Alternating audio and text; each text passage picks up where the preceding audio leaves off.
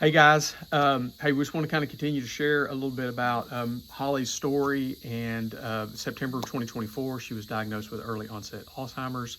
And can I just say, an awful lot in our lives have changed in the last 20 months or so, obviously. And we're going to talk about a lot of that. Just real quickly, Holly had a major car wreck. She doesn't drive, and she hasn't driven for over 18 months. Last September, almost a year ago, Holly pulled back from work, where she and I worked together at a missions agency, and she was the story writer and the copy editor for telling our missionary stories to everybody, and she loved it, and we still love it. But it was just very taxing, keeping up with schedules. Even writing the stories were really challenging for her. And so for the betterment of the organization, we knew we needed to pull back. So Holly's been on disability now for almost a year. You know, there's been a lot of other changes that people don't always understand about Alzheimer's. It's a much bigger disease than just losing memory. Many people still interact with Holly, and they're surprised that she still knows them, and she can still talk to them, and she knows their name, and she remembers events from the past. So that part of the memory is intact, but there's been a lot of other issues that the disease causes when it affects the brain, particularly in areas of like executive function. And so executive function issues have to do with your ability to process information, to follow instructions, to plan, to organize, to schedule, to keep up with. It even extends into things like observing your surroundings and intaking all of that information and be able to process through that.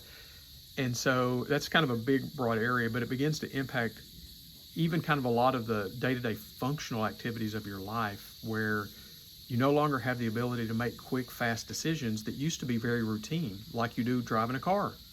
I mean, you're making constant decisions because you're constantly observing your environment. Those were the areas that become compromised. So today, it's things like using appliances in the kitchen, cooking in general, preparing food, even in terms of things like organizing and kind of knowing where things are in the house, where to put things away, where to find things. And so, you know, obviously a lot has changed. And we've had to make a lot of adjustments. I still work full time. She doesn't. We've got a new routine, because one of the things that you have to do is you have to begin to just slowly simplify the routine, so that you can keep things as normal as possible. So again, we're going to talk about a lot of details. This is a long journey, guys. Just wanted to give you a little bit of a snapshot of where she is. But really what we want to do today is we want to give you a word of encouragement. We are overwhelmed by the community that you and I and all of us together are building. Help us build this community, because this isn't just Holly's story. This is your story. This is our collective input, helping each other down this difficult journey. It is hard, but there is still a reason to live, and there's still a reason to be positive and to have hope and to have love. And that's why we're doing this, because we know things are going to change. We understand. We know the future is going to be different than it is today.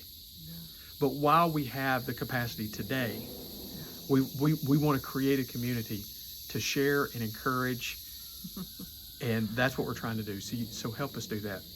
Listen, we know that you might be struggling. There are many people that have told us that they're afraid of the diagnosis that they think they're about to get.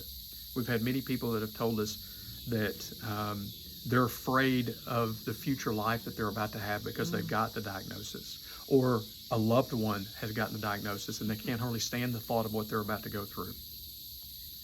You can see me smiling, because I'm not fearing for anything that will happen in the future.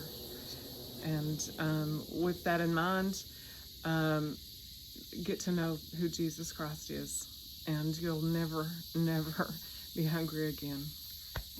We don't hide our faith, right? Jesus isn't a catchword for us. We love Christ. We love God. We follow him adamantly. God loves you. God can use this. And here's one of the things that we believe is true.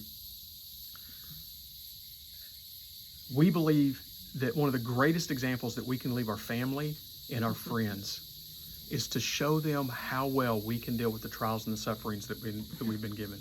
That might be difficult for you to hear and for you to take, and I understand that. But that's what our faith does for us, right? God has a purpose for Holly's life, and He's chosen this path for her to fulfill her purpose. And so we've chosen this community as a means to share in that purpose. It doesn't mean it's easy. It's not. It's hard. Holly cries. I cry. That we're not saying it's not difficult. But we trust that God has a plan and a purpose.